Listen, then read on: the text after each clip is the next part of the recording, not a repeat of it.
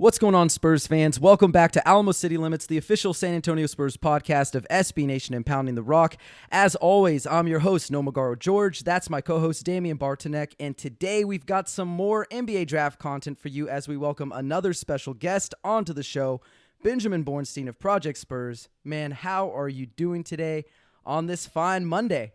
I'm ready for Thursday. Is it too early to say that?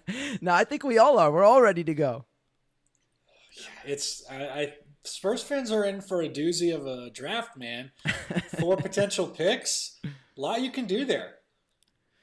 Absolutely. Potential picks, potential trades. But before we kick anything off here, I just want to make sure our listeners are aware we're recording this podcast on June 20th, 3 p.m. Central Time. But we've got a ton of things to discuss as the San Antonio Spurs. As Ben mentioned, it's 3 days away, the 2022 NBA draft. And keeping that in mind, we're going to go ahead and change things up from what we've been doing, and we're going to not be ranking prospects today, but we are going to be picking prospects. We're going to do a mini mock draft. We're going to have Ben, myself, Dame making these picks, and since Ben is our guest, our amazing guest, we're going to go ahead and have him go first. So Ben, with the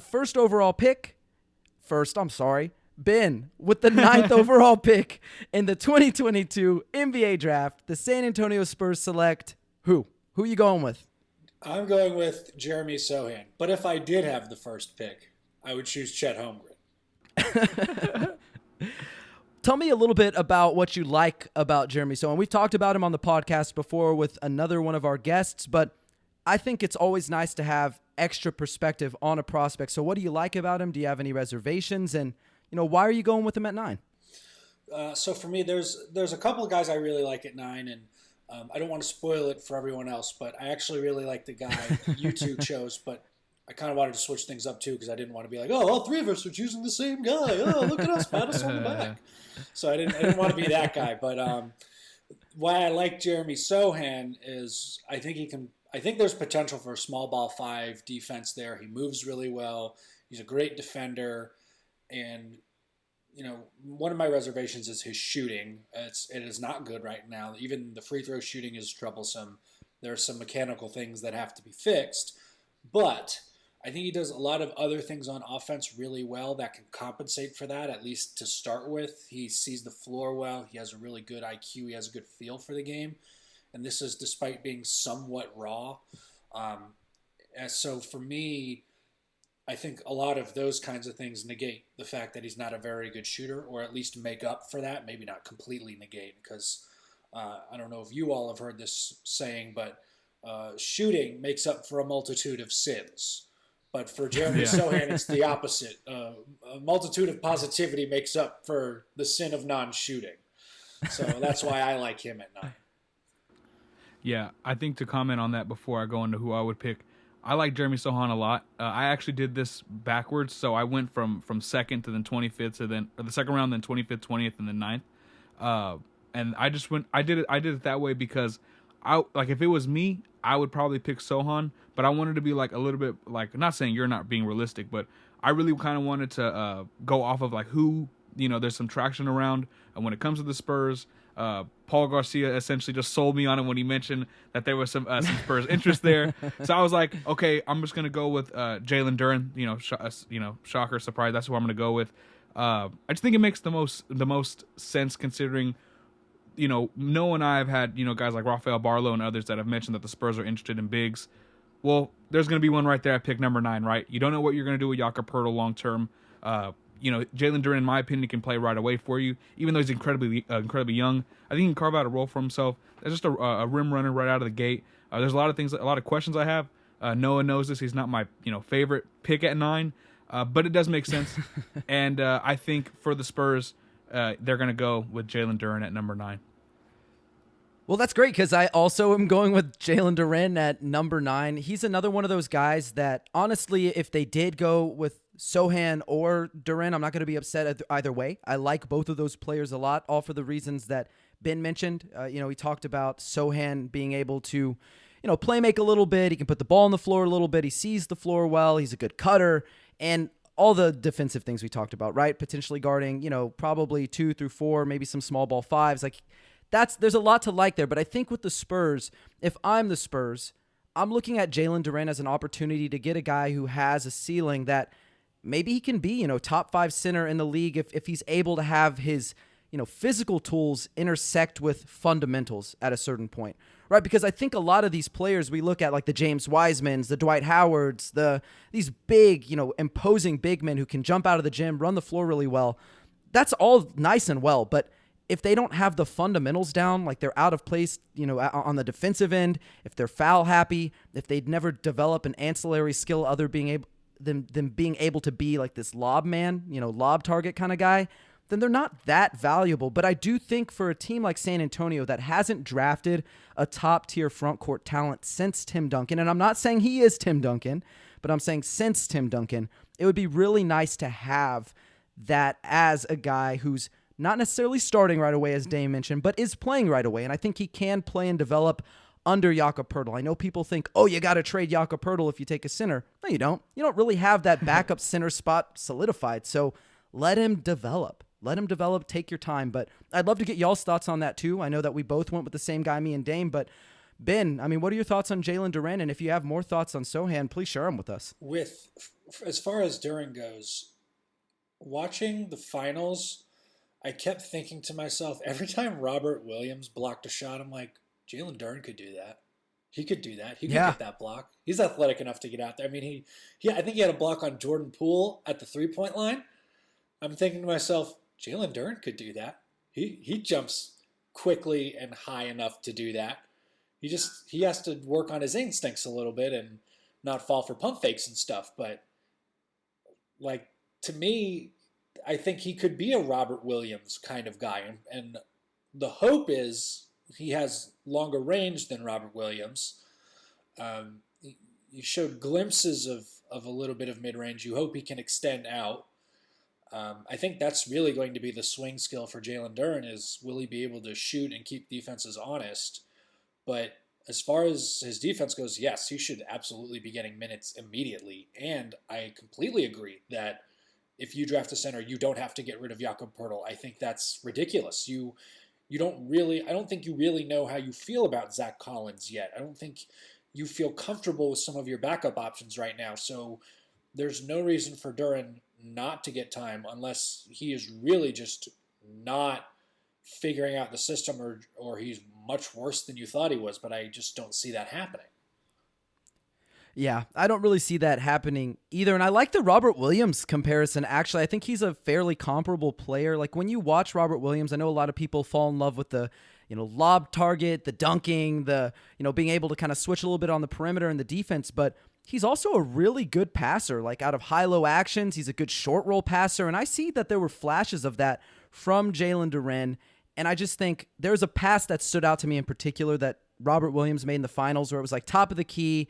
It was quick, like decision-making. He got the ball, went across his body, through traffic, tight window for a layup to, I forget who the teammate was, but the pass was so impressive. And I thought, man, I could see Jalen Duren doing that. I saw him make a few passes that were sort of that echelon. Now, obviously, the decision-making isn't necessarily there yet. He's got to tighten things up, but he's the youngest guy in this class. Like, you're not expecting him to come in right away and be a finished product. So, Dame, do you have more thoughts on Jalen Duren or Jeremy Sohan? Well, I really wanted to talk about, you were talking about short roll passing, and it's interesting, literally before I hopped on here, I went to the gym, my other friend Noah, and we were literally talking about short roll passing, like right before we started lifting, and I was like, it's so interesting how that's a must in today's NBA, and I think for a guy like Jalen Duren, that's like one of the high points that I think that where you see kind of that upside there. My main concern is, and this obviously he's a young player, and he's not a finished product.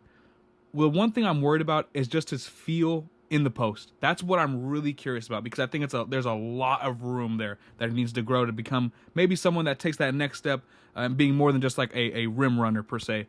But Noah, I would like to know your thoughts, and Ben, I would like to know your thoughts on it. Is that something, his overall, playing the post, his feel in the post, is that something that you're worried about?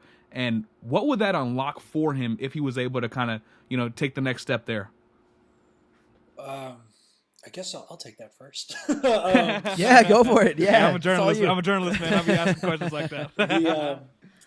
To me, you probably need one or two go-to moves in the post and maybe one or two counters for when people figure that out.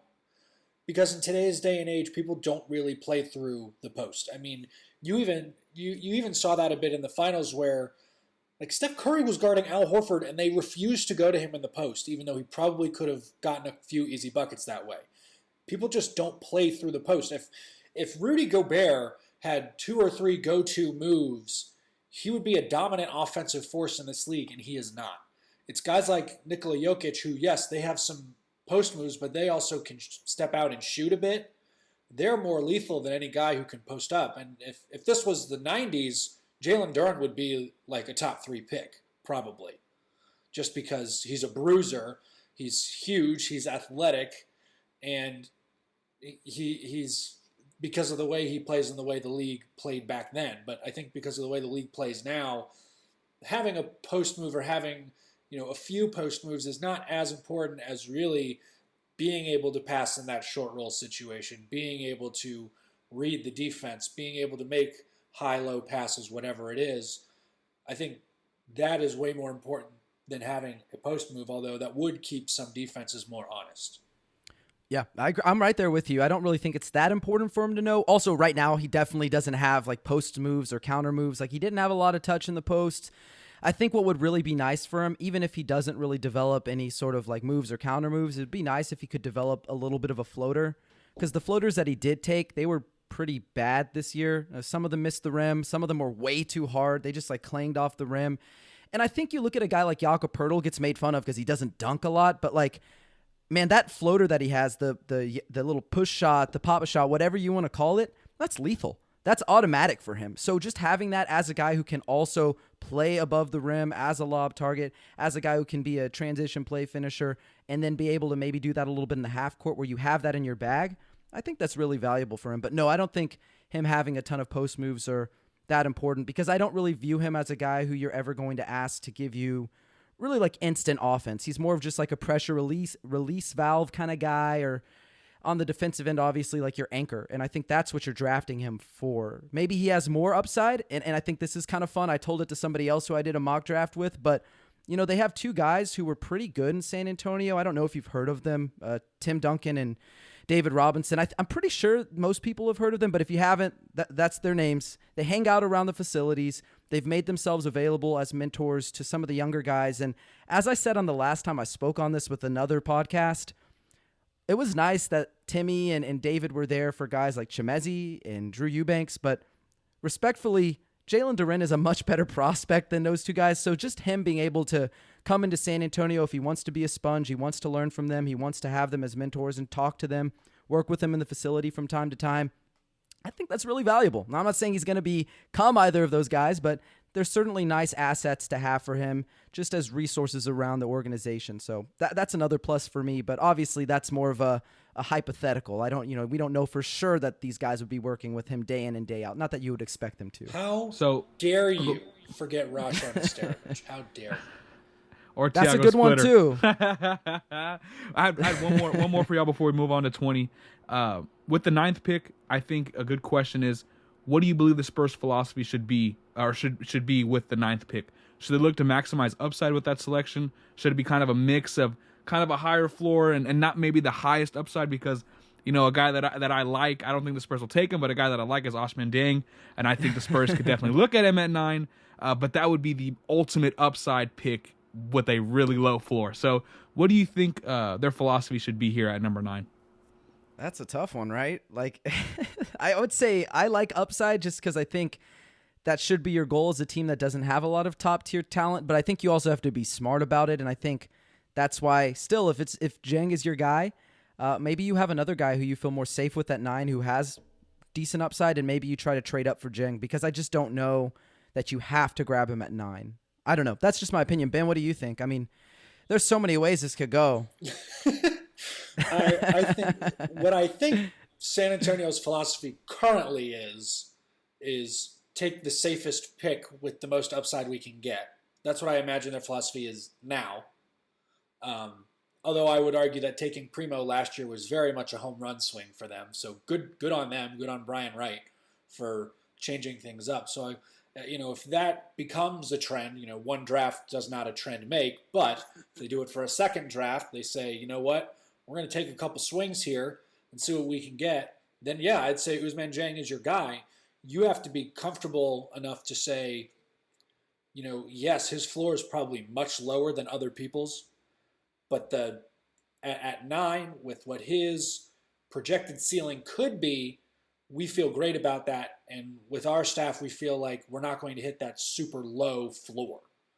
So I think part of it's balancing those things if possible. But again, if you're taking a home run swing, yes, Dieng is your guy. If you're taking a guy who you need right now, they need to contribute this year. They need to get significant being 20-ish minutes playing time a game.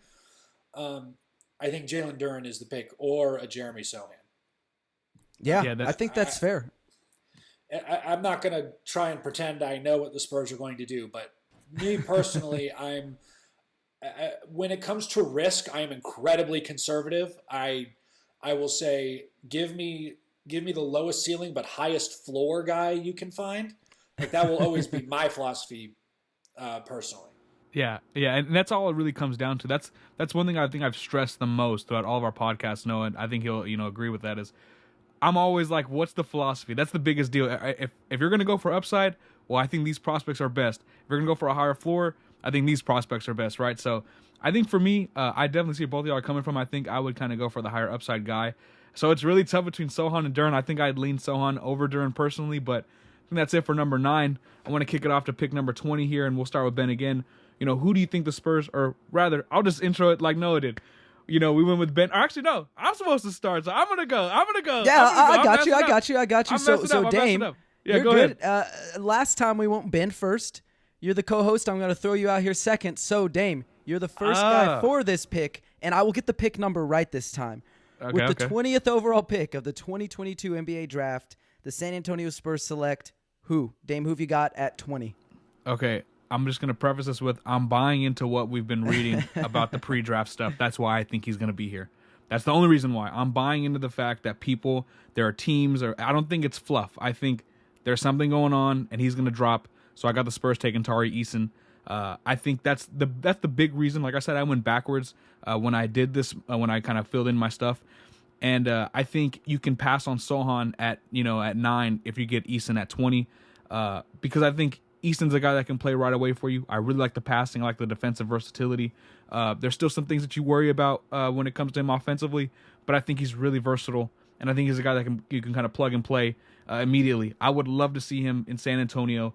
Obviously, the Spurs, me and Noah have talked for forever that the 4th spot is the biggest hole in this roster, and it's probably not close. And I think Easton can come in right away and play that for you. So I think the Spurs take Tari Eason at 20 if he's there.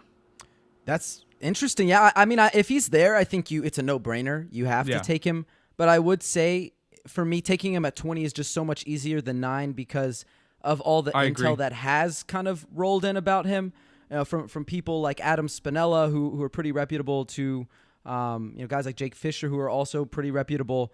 They're all saying the same thing, that he's going to these workouts, and a lot of times it's like he's the only guy who's a lottery talent there, and then they've got a bunch of fillers, second-rounder guys, undrafted guys, and he's performing the worst there. That he's not really looking all that cognizant of what's going on the floor. Like, he's showing a pretty low feel for the game. And I think if you look back at what he did at LSU, you probably will find the same thing. Like, he was really athletic. He runs the floor really well. He's a great slasher. He can kind of put it on the floor a little bit. He can kind of shoot the 3, but pretty terrible decision maker. A lot of turnovers, low assists. Doesn't have a left hand to speak of really at all at this point. So, I think it's not that surprising of an intel that a guy who, honestly, after his first year at Cincinnati, which was an absolute just waste of a year for him because of what happened with their head coach, and he was intimidating players and coaches and verbally abusing people, and he got fired. That's a waste of a year for him. So, considering everything that he's gone through, and he hasn't really had a lot of structure, I'm not going to doubt that he's kind of struggled a little bit. I think he has had a year pretty much of experience taken away from him, and I think he got in a good situation with LSU, but at 9, too early. But Dame at 20, I like him. I like him at 20. Ben, what do you think? So it's funny you mentioned the situation at Cincinnati, because at LSU before they went to the SEC tournament, his coach was fired. Yeah. Which I will say on record and on this podcast, he should have been fired years ago. He was caught on tape offering money to a recruit before this kind of stuff was legal. The NCAA is terrible with this stuff. I will not get on my soapbox. I will take over this podcast if I do that, so I will avoid doing that. But as far as Tari Eason's skills go, you are completely right. Very low feel, which I was a little surprised why people were so high on him at 9, and they were comparing him to Jeremy Sohan, and I'm thinking Sohan's feel and IQ for the game is just so much better. There's not much of a comparison to me. But Tari Eason is a guy at LSU. They asked him to do like two or three things really hard and really well, and he did. They said, "Go eat up the glass." He did that, both ends of the floor. Fantastic job there. They said, "Go when you go eat up those balls on the glass, go put them back in." He did that. And they said, "Just be aggressive." And he did that. Like, he did those 3 things incredibly well, and he should get credit for that. Absolutely. But I think now that he's in workouts with other people in a non-LSU setting, a place where there's not as much structure or it's a much different structure, he's struggling. So I think that's definitely why you have to take that into account, and why I feel like he would be a much safer pick at 20. And I think a lot of mock drafts have been iffy about him. They've had him as high as 9. Some have had him like as low as in the 20s. So there's no consensus of where he's going to go, which is terrifying to me, because a lot of times at this point, most people will say, okay, these picks, they're like, these guys, they're within like 3 picks in all these mock drafts. So there's like somewhat of a consensus on these guys. And a lot of it is, well, he's going to fall. Some of these guys might fall because they should be taken here, but he doesn't fit with these other teams, so he's going to have to wait to get picked by this team who he fits with. Like, that makes sense, but it doesn't feel like there's any of that with Eason. Yeah, and I want to ask one more question for y'all as well, or to y'all as well. So Ben mentioned how 9 was a hot topic for Tari Eason, right? I remember, no, I don't know if you remember this. One of our first episodes, I believe, I was talking to you before the show, and I was like, man, Tari Eason to San Antonio at 9, all of Spurs Twitter is loving it. That was like the first picture you saw on Spurs Twitter was Tari Eason. Yeah. But with him slipping a little bit, would he be a guy that you would trade up for? To be honest, no. And we can get into it later, but we've talked about Osman Dieng several times. I mean, I think that is a guy who interests everybody, and we can talk about it later, but he probably wouldn't be a guy I trade up for. More of a guy that, okay, if he falls here, then you're not really taking a risk. And if he does pan out, you look like a genius. So that's kind of my thought process. I do have the philosophy of, okay, I like upside. I like being safe. Let's see if we can meet somewhere in the middle. And I think with him falling to 20, if he does, I think that's like a relatively, even kind of place where I fall in philosophically. Well, I got you. What you can is let us know who the Spurs are going to take at 20, because this was different. This was a lot different than Noah and I, so I want to hear it. Oh, well, I think Noah comes before me on this one. I am the last pick. I don't know. I said I kicked it to you because I'm just anxious to hear what you're gonna say, man. I want to hear it. Sometimes we freestyle a little bit, so yeah, let us know who you're going with. Who you're going with at 20. Let's hear it. All right, I got a little crazy. This is probably a guy I could have had at 25, but I was really feeling it. Christian Coloco, and I also watched way more Arizona than I normally do, mostly because they're a West Coast team and I can't stay up that late. But I told myself, you're going to stay up late because they're going to have 3 guys picked in this NBA draft. You need to know things. So I ended up watching way more Arizona than I anticipated. I didn't hate it, though. I'll say that much. I did not hate it. But Christian Coloco at 20 for me, I love his length. He's stupid long, stupid tall, does not play stupid, which is great. And I think from what I've understood, I mean, he didn't shoot a lot of threes in college, but from what I've understood, he's been taking and making more in workouts, which is a good sign. So there's potential for stretching there. And I figured if Jalen Duren is going to get, well, I picked Jeremy Sohan at 9. So for me, Christian Coloco made a little more sense as a center to pick at 20. Yep. So I figured I can settle the 4 spot, and then I have a backup 5 spot. And this is a guy, if he doesn't if he doesn't pan out in year one and you need a second year out of him, then you can kind of say, all right, we have our decision on Jakob Poeltl. We'll extend him. We'll see if we can extend him at a decent price and keep him and let him tutor Koloko. But you want to talk about lob targets? I mean, this guy's. We're going to get into some football terms, but like this guy's catch radius is crazy. I mean, the dude can jump. He can go catch like any ball you throw near the rim. He can shoot. He did shoot fairly well in the mid range. His free throw percentage is not terrible, especially for a big guy. And like he was also playing with other large dudes at Arizona. I want to say they had 4, maybe 5 guys who were 6'11" or taller on that squad. I mean, he was playing with Azuolas Tubelis. He was playing with Omar Ballo. I feel like there was one more guy on that roster who might have been a 7-footer, but he was he was a third or fourth 7-footer on that team, and like they found ways to play with each other, which like really shouldn't be possible since there's so many big bodies like on the floor trying to do things at the same time. Yeah. So I thought I just really liked him at 20. Again, I probably could have had him at 25, but at that pick, I felt like just secure him and get it over with. Yeah, I don't feel the same way, so I'm going to ask you to explain more because I have reservations about Christian Koloko, and it mostly has to do with like my philosophy on big men. So Christian Koloko, happy birthday to him, by the way. It is his birthday. I looked it up before the show. He just turned 22 years old.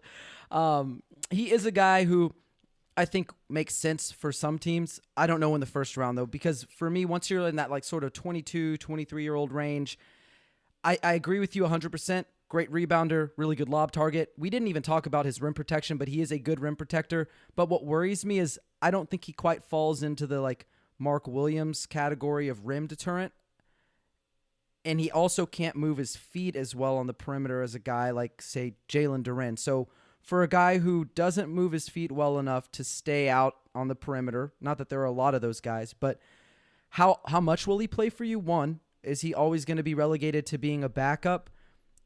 And are there other guys who maybe could be starters who are in that range? And so for me, that's why I have him as a fringe first, second round sort of guy, like somewhere in between, depending on your context. If you're San Antonio, maybe you do take a swing at him, like you mentioned, but I have reservations too with the shot. Like I think, yes, it looked a lot better, in the workouts and at the combine. Actually, he was phenomenal at the combine. But my problem with the combine things, and we've talked about it before, is it's almost always you're wide open. You have all the time in the world to shoot. And I just kind of wonder, watching him shoot, it's not like the form was bad, but it was a pretty slow release. So is he anything more than catch and shoot? And if he is just a catch and shoot guy, how good does he become in an NBA real game setting? So those are the questions I have. If they took him at 20, I don't know that I would like lose my mind, but I think I would be going, oh man, they could have gone someone else. But I wanted to give you an opportunity because this is an open discussion, right? It's a forum. We're supposed to be having conversations. Convince me otherwise. I want to hear more. I want to be buying into this. So with the rim protecting, almost 3 blocks a game. Yeah. And I think he ended up being the same height as Mark Williams in shoes. I don't know if that's for sure. I'd have to check that. But they are similar height, probably similar length. You are right. I don't think he moves quite as well as Mark Williams, so you're not asking him to switch out there on the perimeter, but they're already asking the Spurs already basically play a lot of drop coverage anyway. Poeltl doesn't really go chasing a lot of guys on the perimeter when they can avoid it. So as far as scheme goes, I don't see that being a problem as much. Yes, obviously you'd much prefer a big man to go out there and switch for a little bit if he needs to on a little person and not necessarily clamp him up, but at least deter an easy shot. Totally get that. Understandable. For me, it may just be I watched a crap ton of Arizona and I feel really good about him, honestly. Yeah. But I don't think the lob target / radius stuff can be understated. Yeah. Or overstated rather. I think he really can catch anything, and he's athletic enough to get up and get anything, and that's something the Spurs have not had in a while. I think it would make them a much more exciting team to watch. I don't know that they'd want to change their whole philosophy in order to do something like that. It might require too much change, which could be an issue, I understand. But I think it gives you a different look. if he's a guy who can play on your second unit and he's playing with a primo, he's playing with a bunch of other guys who maybe they're playing a slightly different version of, not a version of basketball, but like a different style of basketball. Yeah. That's the word I was looking for. We all play with the same rules. But, if that second unit is playing almost a different style of basketball, I think that can throw a lot of teams off. And at the very least, it's an offbeat, or it keeps you off kilter as a defender. So I think that's, for me, it's the athleticism, and it's the Spurs. It's the Spurs just getting way more athletic with him as their 5 rather than Jakob Poeltl. Not to say Jakob Poeltl is a stone person and can't move, but I think Koloko is more athletic. And I will throw this out there. There are a ton of guys. Yes, he's on the older side. He played at Arizona for 3 seasons, so yes, he's older. There are a ton of guys who've kind of had renaissance years, around age 25, 26 seasons. Like Julius Randle, I think, is a great example. Not to say that I think he's like the next Julius Randle, but I would also say, I think we have to give these kids, or these players, prospects, an opportunity to go out and prove themselves. And you're probably right. 20 was a little high. I got a little excited. I initially wanted to pick Jovic, but I also wanted to keep I also wanted us to have like different answers and stuff, so we're not all like, we're brilliant. I like it. Back. But no, I like it. I absolutely like it. You know what's interesting is one way I've kind of bought myself into liking this at 20, because one guy, and maybe this is not a good comparison, so both of you let me know if I'm getting too carried away, but one guy who he does very much remind me of physically and in terms of skills-wise is Dwayne Dedmon coming out of USC, where he was sort of an older center. He took a while to adjust in the NBA. He played on some bad Magic teams, and then when he got to the Spurs, they sort of had this lob target that they didn't have previously, and he did sort of unlock a different brand of basketball, as you were talking about, and he worked out pretty well for a year. I mean, like, he didn't stick around, but I think having a guy like that, adding that dynamic, especially considering who you went with first, Jeremy Sohan, where it wouldn't make sense if you went Duren and then you went Koloko, but you have Sohan and then Koloko. I could be bought into it, especially considering just because you are old does not mean you can't develop. It just makes me more hesitant. But yeah, I like the pick. I like people being bold. I'm here for everything that we've got here. Have we covered everybody on this pick? I don't think we got didn't yours. do Jovic. Yeah, we didn't do Jovic yet.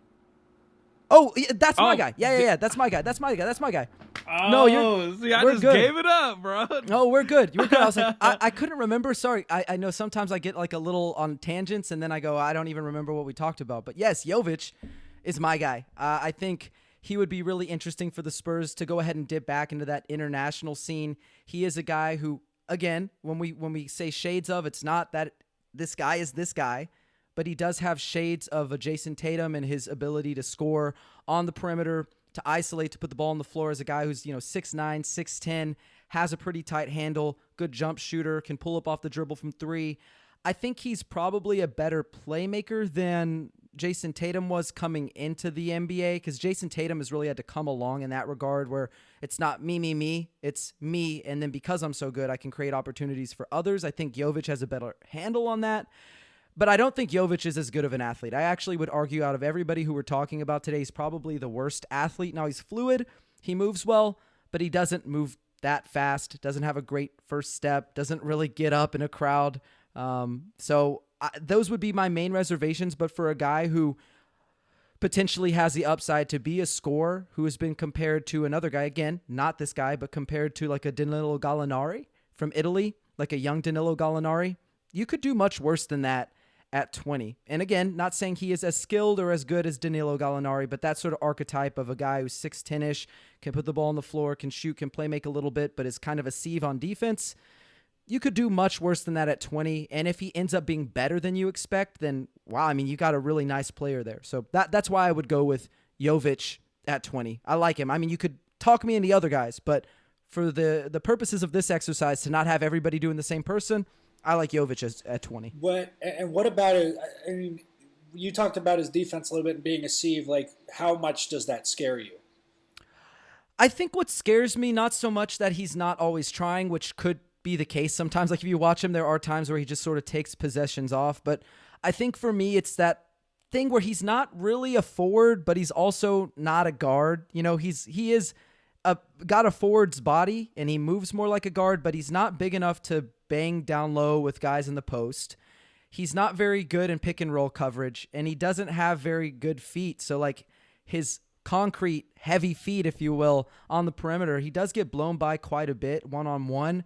It's like he has flashes of moments where you're like, okay, like he knows what he's supposed to be doing. He's making the right rotations when he cares, but I just feel like the best you're ever going to get out of him is like serviceable. I don't think he's ever going to be a plus. He may always sort of be a negative too. He may not get to a point where, you know, he is a plus on the defensive end. So that does worry me a little bit, but if you're swinging for him at 9, then, oh yeah, I'm worried. It's the same thing with a guy like, who did we just talk about a second ago taking a swing at 9? Tari Eason. Like it scares me a little bit, but if you take a swing at 20 or even 25, if he's there at 25, then absolutely. But that scares me a lot less, I think. Yeah, I like Jovic. I like the mid post work a lot. I like the playmaking. That's kind of like the two big things that I'm really, really high on. And I think at 20, I was honestly going to put Jovic as well. I'm not even going to lie to you. That was like the first guy. Then I saw Noah did it, and I was like, no, well, it was either Jovic or like Tari Eason. Those were like the two guys I was thinking about. So I was like, hey, we're still getting some Jovic love, so I wasn't mad about it. Ben, do you have any thoughts on Jovic outside of that, or you want me to kick it to Noah to go pick 25? I got just quickly on Jovic. Yeah. Yes, the defense absolutely scares me. Like you said, there are times when he just doesn't care, which is more terrifying actually than trying and failing. Because if you're trying and failing, you're at least trying and you want to be there. When you're not trying, you don't really care that much. And I don't know if it's because he figures, well, I'm so good on offense that the defense isn't going to matter. I'm going to outscore my guy or whatever, which you can't really have that mindset going into the NBA. But, you know, if the Spurs get a guy like that at 20, that's kind of what they're conceding. They're going to say, well, he's going to do enough on offense that the lack of defense won't matter. So I think there's a bit of a different mindset at 20 for Spurs fans if they make that pick, I would say. I think that's fair. And I think the one thing with him too is like if he's not going on the offensive end, like he's not feeling it or he's not getting, I guess it's not fair to say this maybe because you can't get inside of his head, but when his shots are lower, like he's not getting the touches that he normally gets, there does seem to be a drop off in effort, which again, that is scary. I think it's a risk that if I'm the Spurs, maybe I'm willing to take, but I certainly understand where you're coming from. It is scary because if he's not trying, then you're just a net negative automatically from not trying. So I think, Noah, it's time to go to 25 here. And I jumped the gun. I jumped the gun the first time. I tried to just kick it off. I was supposed to go first, but this time it's Noah. So, you know, everyone has, you know, got a chance to go first except for Noah. So with the 25th overall pick in the 2022 NBA draft, the San Antonio Spurs select who? I'm going Jake LaRavia here. I saw y'all's picks, and I'm not going to ruin them. I actually really like everybody's picks for this one, but I like Jake LaRavia a lot. He is a guy who's been sort of a riser throughout this draft process. He tested really well athletically. He had a good vertical. He was like top 2 or 3 in the 3/4 court run and the shuttle runs. He was really good. He looked really good. And I think that matched some of the eye test. If you were watching his games at Wake Forest, there were possessions where they had him guarding Paolo Banchero. There were possessions where he shut down Kennedy Chandler on the perimeter. Now, do I think he's going to guard 1 through 5 in the NBA? No, I don't think that's the case. I think, again, more like, you know, some 2s, probably 3s and 4s, but really smart team defender, you know, uses the tools that he does have well. And then on the other end, you know, he can play make, be sort of a connective tissue guy, keep the ball moving, make some good passes from high to low, you know, can be used as a dribble handoff guy, good standstill three-point shooter.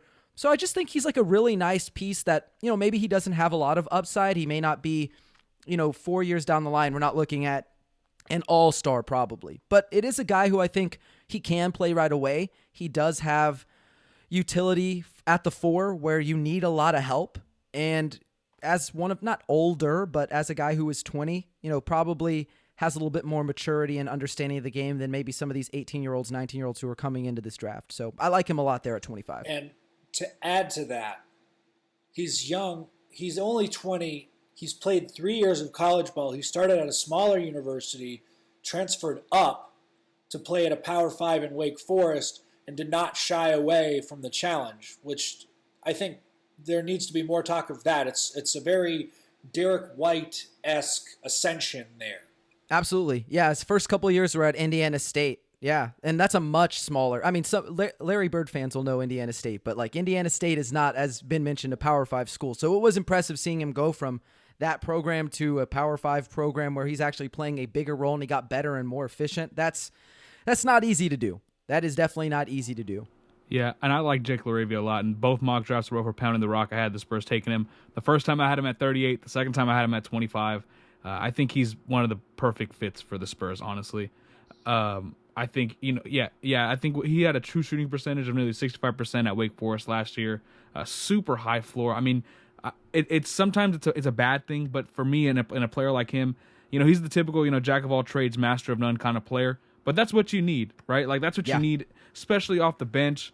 I think he's a perfect fit. And honestly, there's another guy, maybe it's because me and Noah are co-hosts together, whatever, but we think alike on some things. And he was gonna be my pick too, but I'm not mad at my pick, but I'm going to save it. I'm going to let Ben go next. And Jake LaRavia is a guy that I've consistently been picking at 25, too. I really like him. Exactly what Noah said, like connective tissue, I feel like connective tissue glue guy is the perfect way to describe him. He doesn't do many things wrong, and if they are wrong, they're very small. Like, he just does everything the way it's supposed to be done. That's why I like him so much. Moving to my pick, who is a different guy now, E.J. Liddell out of Ohio State. I've talked at length about him. He is a guy I really like, and I do not like Ohio State as a Florida person. There was a lot of mid-2000s hate going towards Ohio State from the state of Florida. But I really like his game. He tested the draft waters last year. Teams basically told him, go back, get in better shape, and shoot the three better. He did those things. So to me, when you go and you test the waters and teams tell you to do certain things and you go and you do them, you should be rewarded. And so I think, not that he doesn't deserve it otherwise, but like E.J. Liddell should be rewarded with a first-round pick, or as a first-round pick. He went out, he did those things, he drastically improved his three-point shooting percentage. He's actually a really nice rim protector at only 6'7", and he's 240, he's much slimmer than he was, so even if you tell him, we got to get you slimmer, and you get him on a legitimate NBA weight training program, I think that can happen. I mean, he checks off a bunch of boxes for me. That's what it is. He can play 3 or 4. You maybe could get away with him as a small ball 5. Maybe. It's probably a stretch there, but he's also a guy who can step out and he can shoot it. So, like, if you're going to play small ball 5, your 5 now has to go out and guard him, and he can go by you, or he's going to get his shot off if you try and sag and play in the paint. So, and there were times when he was the guy at Ohio State. Like, he had no help in a lot of games. And, of course, everyone's going to say, oh, well, Malachi Branham's about to be a fringe lottery pick. I'm like, yeah, okay. Malachi Branham had some nice games as a freshman, but he wasn't there every single game to help bail out E.J. Liddell, who was carrying this team on his back all season. Like, to me, there's a lot of intangibles there as well. Like, the leadership, just getting the job done, basically despite being at a disadvantage what seems like every game. Yeah, and I think for me, too, when you're picking at 25, I think both of y'all's picks kind of scream like really high floor, like on the safer side of things. But they're really good picks. I mean, E.J. Liddell would be fantastic. Jake LaRavia would be fantastic. And I think they both kind of can play similar positions, offer kind of similar things. I really like just the build of E.J. Liddell. I just think overall, he reminds me like if I was a basketball player, I'd be built like this. You know what I mean? Like, I think that's kind of like why I'm like biased a little bit. But no, I think overall he's improved, especially from last year to this year. And at 6'7", what is he, 240, 247? I think he kind of fits that like perfect modern kind of 4 build. So I like that pick. No, I don't know, man. I think, like I've said all throughout these our pods, bro, the Spurs are going to be in a really good spot to grab some really solid players. Maybe not, the super megastar that they need per se, but they're going to grab some players. They have the opportunity to grab 2 or 3 guys that I honestly believe can contribute right away. So sorry for going on a little tangent. No, but that's just, you're how good. I'm You're feeling. absolutely good. And I think I love what you're saying with that, because I think even though the top of this class is weaker than some of the other classes we've seen in terms of like the very top talent available, it seems like almost every year for the last couple of years, the depth of these classes has been getting a lot better. And I think what you're saying, and like, they're going to be able to get guys, and that's because of the depth of this class. And I actually really like this EJ Liddell pick. For me, I think he's 32nd on my big board, but from like 25 to about 35-ish, they're all in the same range, really. They're all guys who like, okay, if the Spurs take him 25, even 20, I'm not going to bat an eye. There's some guys I prefer more, but I really like him. Super high effort guy. Ton of chase down blocks as well. Like, he does not give up on any plays. Tons of chase down blocks. As Ben said, got better from 3-point range this year. I think a year ago, he was taking like 2, and now it's almost 4. I don't know if he shot 40%, but it was pretty dang close to it. So, as Ben mentioned, he came back to school. He lost weight. His body fat percentage was lower than it was a year ago.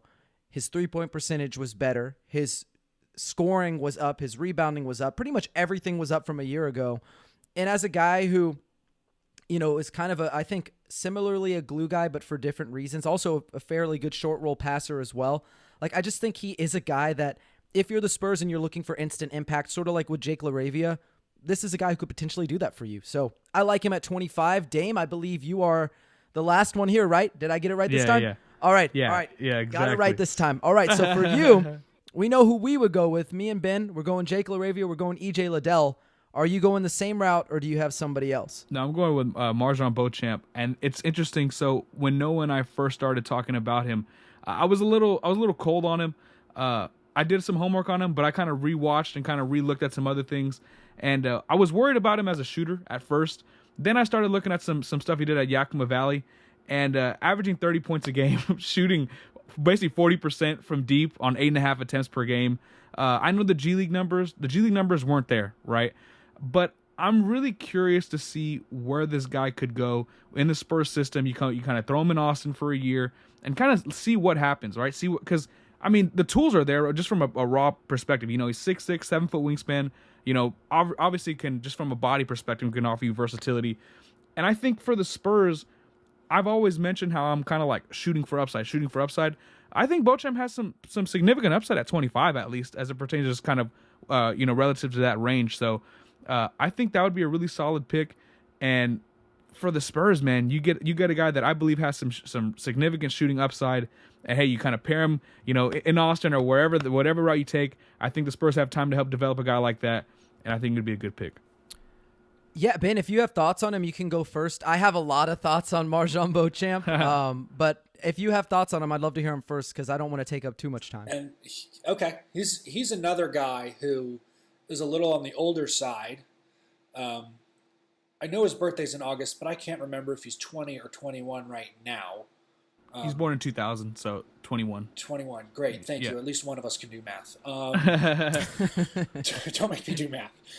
So he will be 22 by the time the season starts. So, like Koloko earlier, he's a little bit of an older guy, but he comes with a lot of life experience, I would say. And one reason I think the Spurs would probably like him and DeJounte Murray would probably like him is because he is a Seattle guy. They have a lot in common. I think DeJounte Murray has even spoken to him a bunch of times, and there might be a bit of a mentorship there.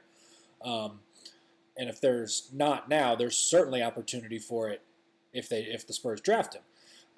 But I think his shooting is a bit underrated. The way the G League style of play is much different from the NBA. So I don't know if a lot of people know that. Like what they emphasize in the G League is completely different than what they do in the NBA, and so those stats look much different. They don't have a PER number; they have a PIE. They have pi, which I think I still actually don't know what it stands for, but it's like their PER equivalent, I think. Yeah.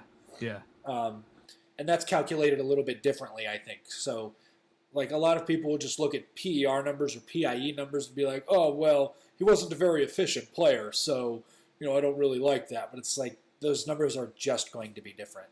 But I like Beauchamp a lot. He's been a guy I've been high on at 25 as well. I don't I don't think he gets, if the Spurs don't take him at 25, there's no way he falls out of the first round for me. I don't think he falls out of the first round either.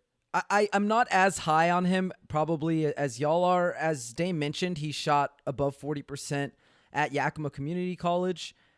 If you go and watch his Yakima Community College film, I don't mean this in a bad way, but you know how people say, oh, well, they were playing against janitors and mailmen.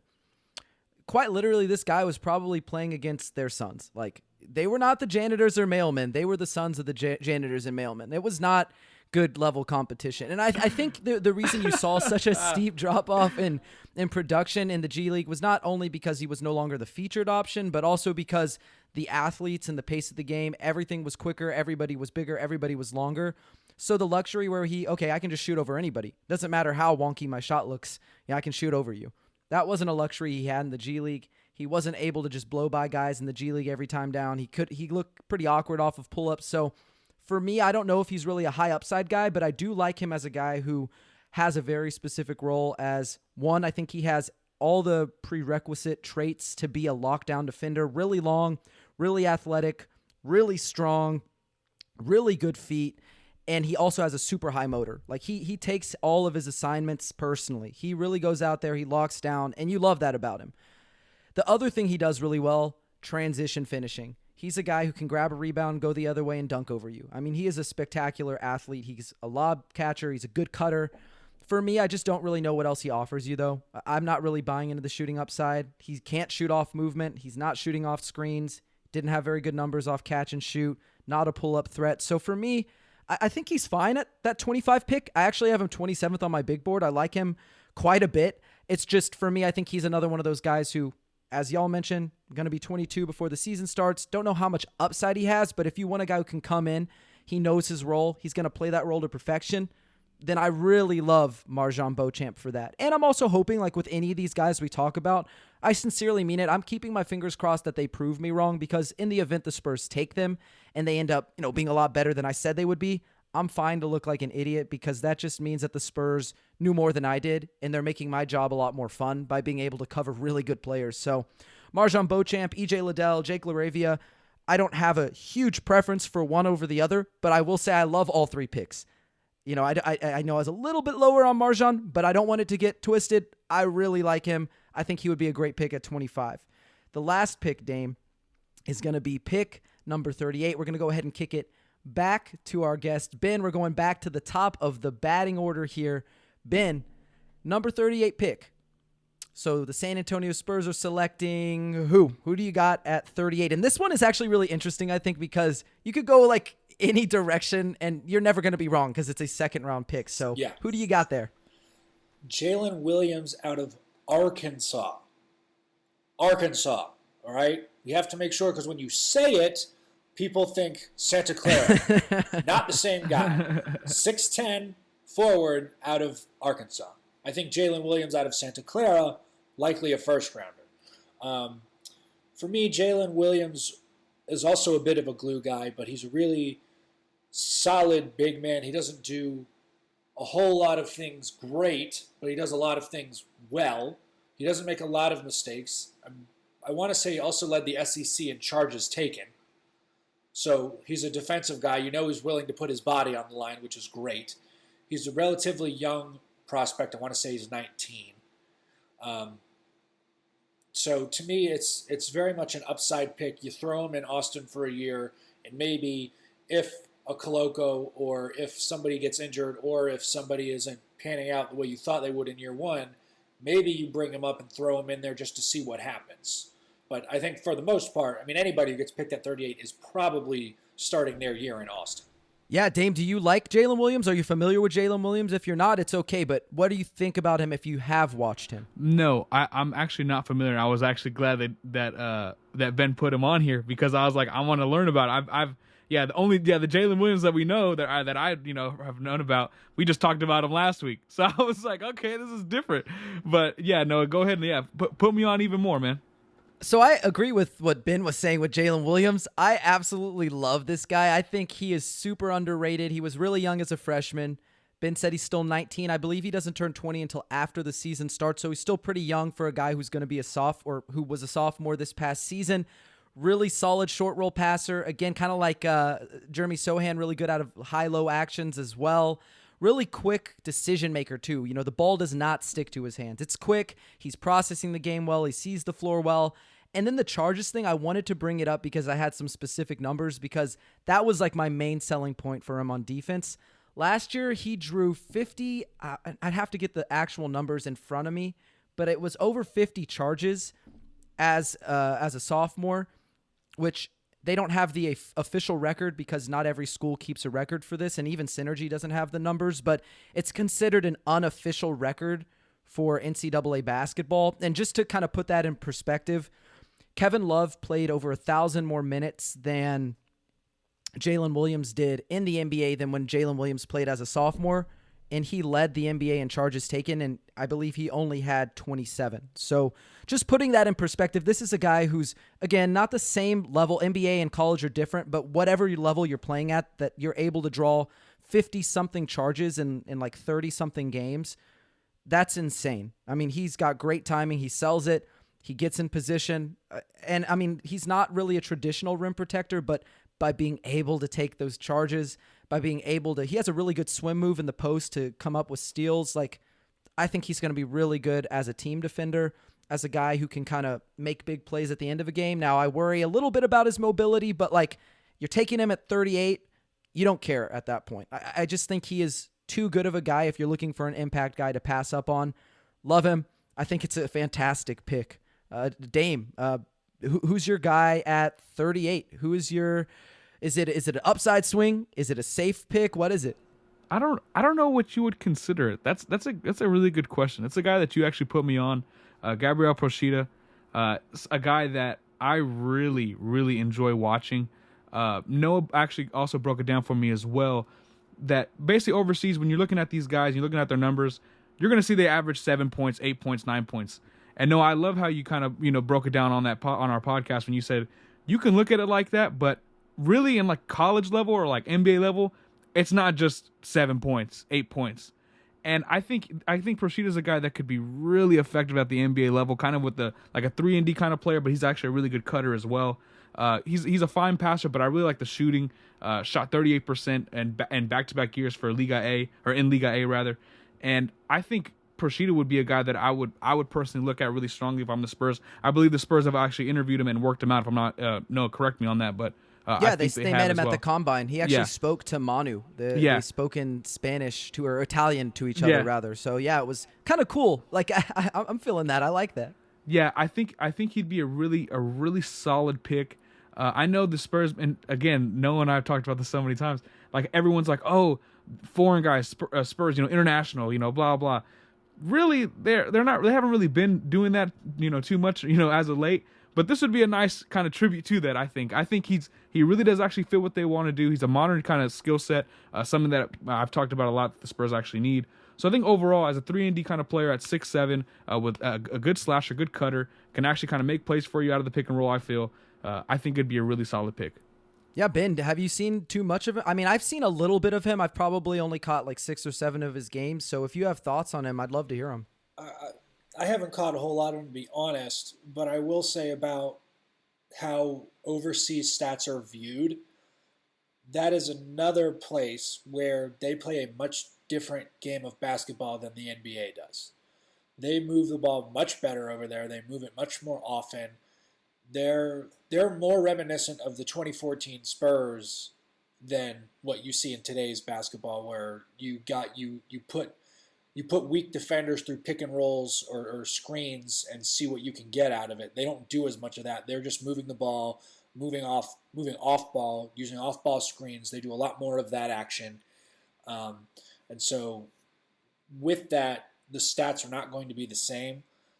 Like you said, he averaged 7 points. He was shooting over 35% from three on like 2 attempts a game, or just over 2 attempts a game.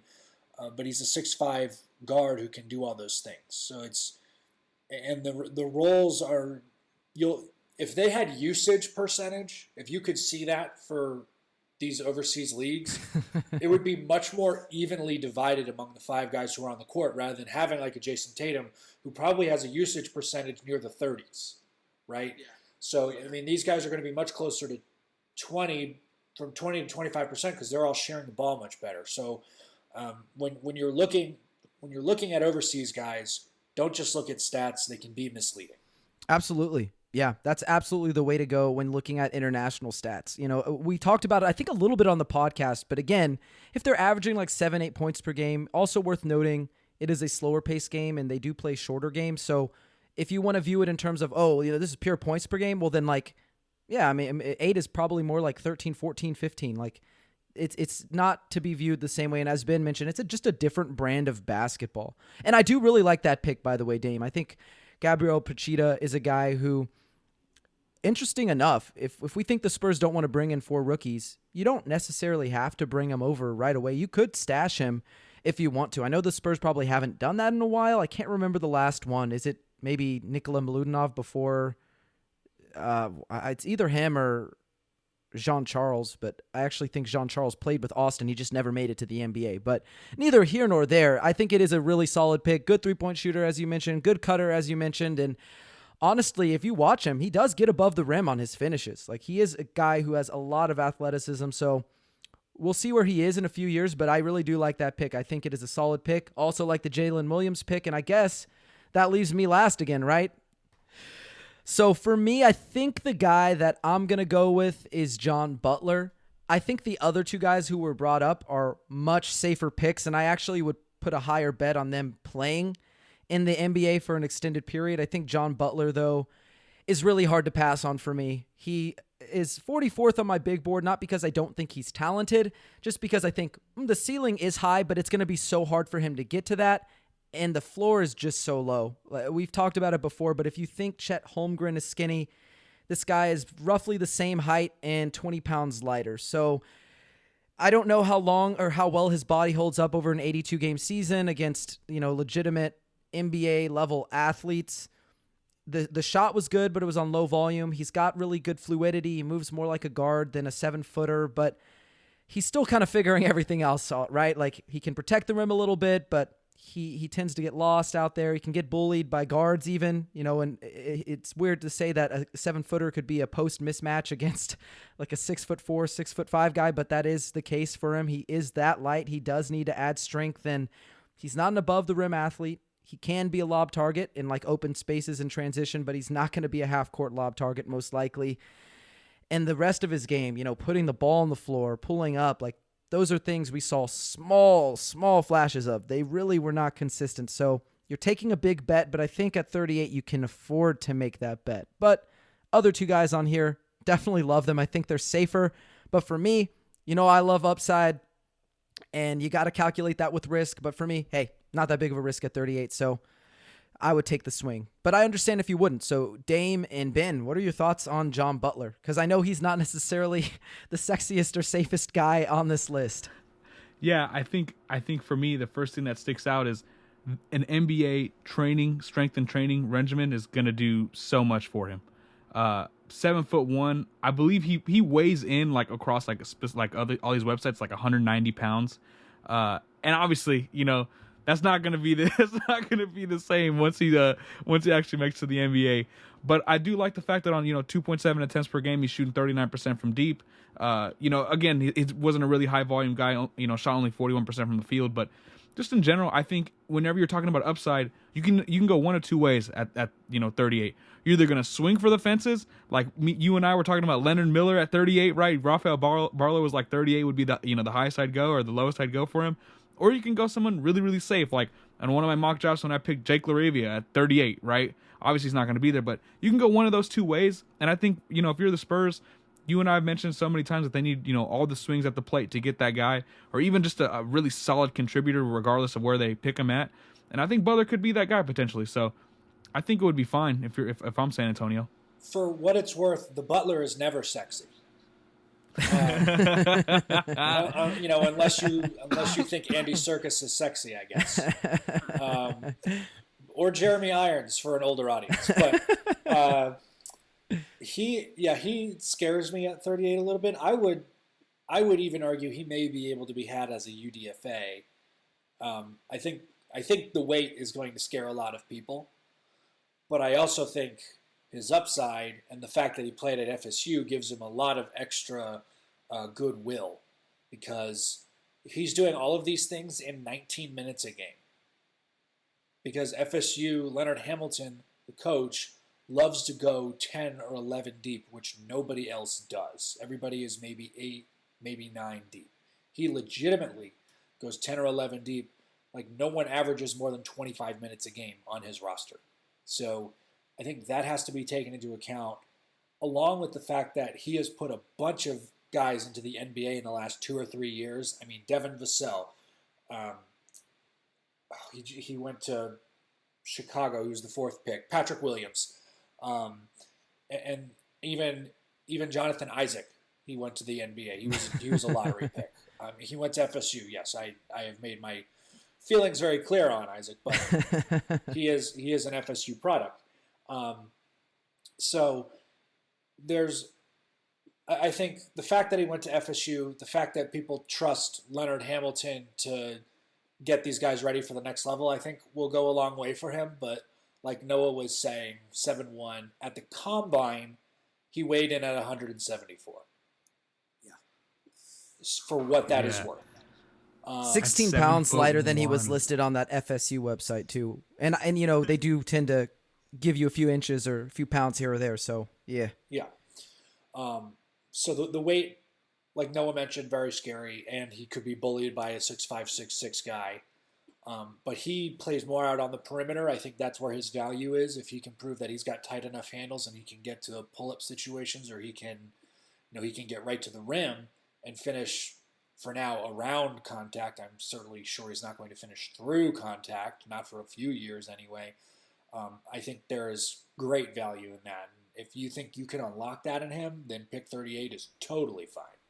Absolutely. I agree with everything you're saying there, and I think it is fair to be hesitant on him. I also, again, of the mindset that, you know, like second round, unless it's like the very first pick or something like that of the second round, I feel like it's not too big of a deal to swing. But I do think you have a point there where he could end up being an undrafted free agent. There are guys who, not similar in terms of their weight, but a guy like Jonte Porter, you know, the brother of Michael Porter Jr., he was a guy who some people thought was like a fringe first-round talent. The medicals didn't really check out. He was a little heavier than people wanted him to be, and he went undrafted. And then, you know, in minutes that he's had in Memphis, he's looked good there. So you never really know with these guys. Some things do scare teams. Weight does one way or the other, and he's clearly on the other end of the spectrum where it's just, can he add that weight? He's got really, really thin shoulders. You know, when you got broader shoulders, okay, you can see it. You know, maybe they fill out. But when you got that Alexei Pokashevsky build, well, then you better start having some more ancillary guard, perimeter-oriented skills. And hopefully he can develop those as he, you know, gets older. But I just really liked him. You know, I came into the year really wanting to watch Matthew Cleveland, and then I found myself, oh my God, you know, who's this skinny guy? Who's this tall, skinny guy? And it ended up being John Butler. Caught my eye. I'm probably a little bit biased because I do like players out of Florida State. I think they produce a lot of really good basketball players. Some that I think that Ben didn't mention, Terrence Mann, Malik Beasley, Trent Forrest. Like, they have guys who come out of this program every single year. So I really like him. But I'm fine with any of the picks we made. Really, I think everybody had excellent picks throughout this entire process. So Dame, unless you have other thoughts, or Ben, you have other thoughts, y'all can start wrapping us up. Quickly on FSU, if he had returned to play for Leonard Hamilton, they would have had like 4 guys who are 7 feet or taller on that team. Like, they would have been stupid tall and stupid long, like just insane. Yeah, no, I'm that's all I have really. I think overall the Spurs, just kind of close it out on my perspective, I think the Spurs are going to be in a good spot, man. I think regardless whether they bring on, you know, 4 new players or whether they bring on 2, whatever the case is, this is going to be a really important draft, and I think this could actually set the tone. I said that last year with the, you know, heading into the Primo draft, but just in general, I think where the Spurs are at, where they're headed, they can get some really solid contributors right out of the gate, depending on how they play their cards here. And I think regardless, man, I think fans should be excited because it's going to be really hard. We said it last year, but especially this year, it's going to be really hard for them to mess this up. I mean, could they? Sure, right? But I don't know. I don't know if it'll happen again. I don't know. Yeah, all we can do is sit back and enjoy the draft. I know that you're doing a live show, Ben. I'm doing a live show as well. So you can catch all of our live shows, and we'll plug those in a minute. But I think everybody should just have fun with it. I mean, 4 swings, even if you're not that good at batting, you got like at least a 250 batting average, right? Like 1 and 4. That's not that bad of a batting average. But the Spurs, we know that they hit more often than they swing and miss, and they're getting 4 swings potentially. Not that we necessarily think they're going to keep all of them, but I think it's going to be an entertaining draft. Ben, we really appreciate you for coming on. You've been here with us on the mic for more than an hour now, so we appreciate you being patient, chatting it up with us. And you've absolutely earned it, as has every guest who comes on here, the opportunity to just go ahead and plug anything you want. Let Spurs fans know, where can they find you on social media? What are you doing draft night? What are you working on? You know, the floor is yours, man. Thank you for coming on here. The floor is the ceiling. No, I appreciate it. This has been really fun. I have had nothing but a good time. You can find all of my stuff at Project Spurs. I'm on Twitter at _Boomstein. Please at me, DM me, whatever. Feed me your hate. I live on it. It's how I get through life. I feed your hate and I turn it into love. I'm like the plant of Twitter. I'm photosynthesizing your hate. I'm sure SpongeBob would love that somewhere. But doing a live show Thursday night. I think we're starting around 6 p.m. Central Time. Probably do a little bit of kind of pre-show stuff, just talking about, you know, what you should expect as a Spurs fan, what we think they might do, trades, things like that, who we like them to pick, all that good jazz. I'm sure it's much similar to what you guys are doing. So, you know, if you can watch both at the same time, great, do it. Have multiple screen experience. That's what I'm here for. But yeah, I'm excited for Thursday, guys.